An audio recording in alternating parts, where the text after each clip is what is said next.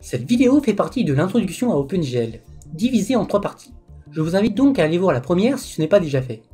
Commençons donc cette deuxième partie avec l'historique d'OpenGL.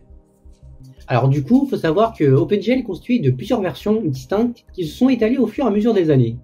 Actuellement, on a la version 4.6 et chacune de ces versions peut être décrite par un document spécifique portant le nom de spécification OpenGL. Également, ces différentes versions et spécifications ont été mises en place par le comité de révision d'architecture OpenGL, ou tout simplement en anglais ARB, qui veut dire Architecture Review Board, qui est un consortium industriel composé de différentes entreprises, dont notamment Dell, Nvidia, Apple et encore plein d'autres.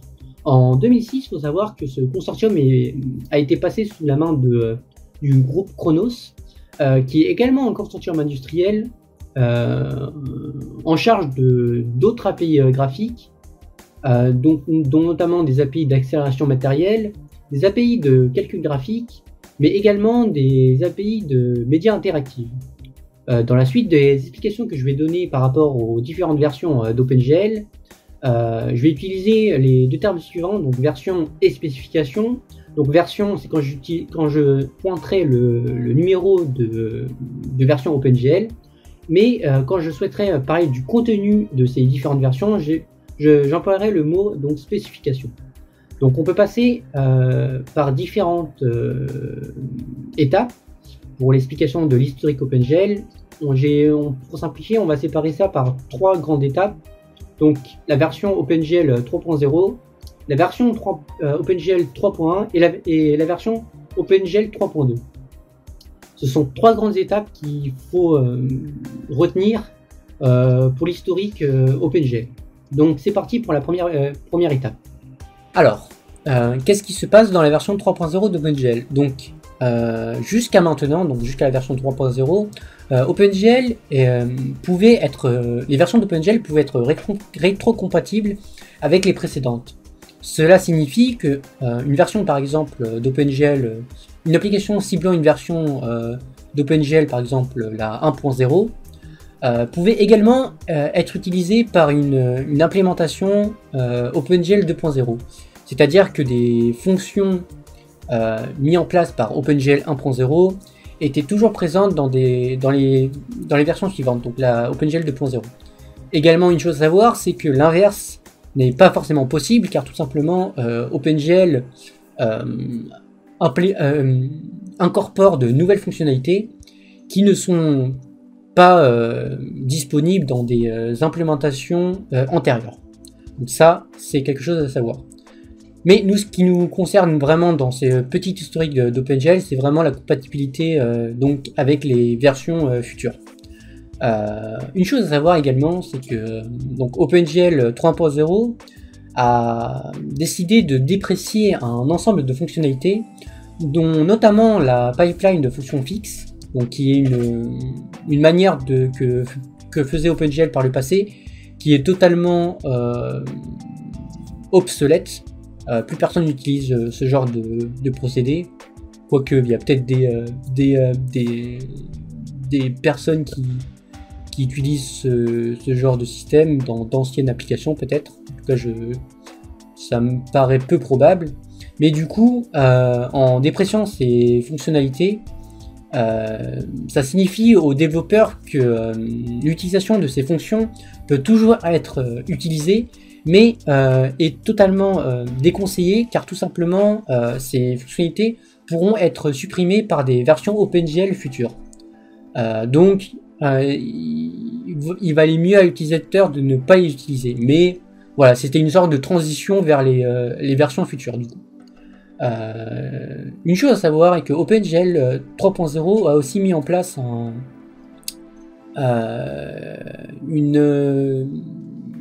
un nouveau type de contexte qui permet de pouvoir spécifier aux développeurs, qui permet de pouvoir interdire aux développeurs l'utilisation des fonctions obsolètes. C'est notamment ce qu'on appelle un contexte compatible vers l'avant. Donc On pourrait le mettre, on pourrait l'activer ou le désactiver.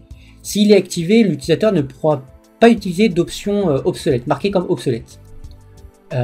Également, OpenGL 3.0 a incorporé un nouveau concept, notamment une spécification de contexte, qui est le concept de profil qu'on a notamment commencé à écrire dans notre code au début de la vidéo.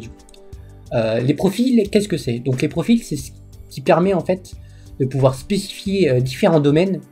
Un profil peut être spécifié pour un domaine par exemple comme le jeu vidéo, ou encore les postes de travail, ou même encore des systèmes intégrés. Globalement, jusqu'à maintenant, je ne connais pas vraiment de profil, enfin je ne connais pas de profil qui est spécifié dans un domaine précis, ou en tout cas c'est pas à ma connaissance. J'ai pas vu que OpenGL utilisait les profils pour cibler des domaines précis par la suite. Mais c'est comme ça que OpenGL décrit ce que sont les profils. La version 3.0 d'OpenGL n'implémente qu'un seul profil, et chaque implémentation d'OpenGL doit au moins prendre en charge un profil, du coup à partir de la version 3.0.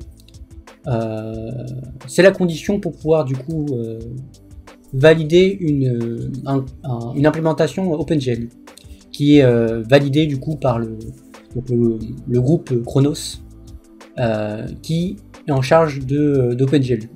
Alors du coup, concernant la version d'OpenGL 3.1, du coup, OpenGL a décidé de supprimer l'entièreté des fonctions OpenGL, à part rares exceptions.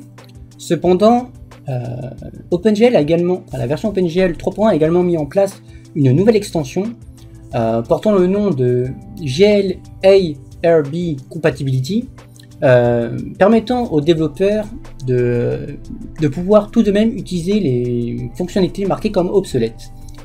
Une extension, qu'est-ce que c'est? Une extension, c'est une des fonctionnalités qui vont être rajoutées par-dessus le cœur d'une version OpenGL. Donc on aura le cœur d'OpenGL en gros, ce qui définit une version OpenGL, et les extensions qui vont graviter autour. Également, les extensions ne sont pas forcément prises en charge par les différents fournisseurs d'implémentation OpenGL, mais ce sera aux fournisseurs d'implémentation OpenGL de décider si oui ou non ils souhaitent prendre en charge les différentes extensions qui leur sont proposées. Les extensions pourront être proposées également par les différents fournisseurs d'implémentation OpenGL, qui devront être validés par le comité OpenGL pour pouvoir être marqués comme extensions dans de futures versions d'OpenGL. Les extensions pourront également être incorporées dans le cœur même d'une version OpenGL si le comité pense que cela est pratique pour les développeurs, et qu'il pense que ce soit intéressant à incorporer. Du coup, revenons à notre fameuse extension. Donc, comme je l'ai dit, les extensions ne sont pas forcément prises en charge. Par conséquent, le développeur, si par exemple il cible une implémentation par 3.1 OpenGL, il devra d'abord vérifier si le fournisseur implémente bien l'extension du coup. Donc à voir si vous souhaitez ne pas cibler toutes les machines, donc tous les fournisseurs d'implémentation OpenGL. Cependant, la plupart des fournisseurs implémentent cette extension, mais voilà, ce n'est pas forcément le cas, donc à vous de voir. Dans tous les cas, cela reste des versions obsolètes, donc le mieux pour vous est de ne pas les utiliser, à part si vraiment vous avez besoin de choses spécifiques, ou si vous utilisez des applications plutôt anciennes. Mais dans tous les cas, nous on va pas partir sur cette version d'OpenGL, mais sur de futures versions, donc la version 3.2 qui va nous intéresser. Pourquoi la version 3.2? Car tout simplement les versions 3.2 et supérieures ont globalement le même fonctionnement, et ne vont pas trop changer au cours des différentes versions jusqu'à la 4.6. Du coup, passons à la version 3.2 d'OpenGL. Pour la version 3.2, OpenGL 3.2 est la première version à mettre en place les profils, donc le concept de profil qui a été introduit dans la version 3.0. Du coup, on a deux profils qui ont été mis en place dans la version 3.2 et qui d'ailleurs va rester jusqu'à la 4.6. On aura toujours deux profils distincts dans toutes les versions qui vont suivre la version 3.2. Donc le premier profil sera la version principale, donc le Core Profile, qui va notamment contenir toutes les fonctionnalités présentes pour une version spécifique d'OpenGL. Et on aura un second profil qui sera le profil de Compatibility, qui va notamment remplacer l'extension GL ARB Compatibility, qui du coup contenera toutes les fonctions marquées comme obsolètes ou supprimées lors de différentes versions, lors de précédentes versions, qui permettra du coup aux développeurs de pouvoir utiliser tel profil et par conséquent tel contexte pour pouvoir avoir des fonctionnalités qui ont été supprimées lors d'anciennes versions OpenGL. Faut savoir une chose, c'est que donc un contexte est défini par un profil, par uniquement un seul profil. On ne peut pas avoir deux profils par contexte, tout simplement car le profil principal a des restrictions au niveau des fonctionnalités. Du coup, comme on a deux profils, et donc ce sera à vous de choisir lequel vous souhaitez utiliser. Nous, dans notre cas, on va utiliser le profil, le Core Profile, tout simplement car on n'a pas du tout besoin de fonctions obsolètes, et que la version 3.2 jusqu'à la version 4.6 va globalement fonctionner pareil, et on n'aura pas forcément besoin de fonctionnalités précédentes du coup.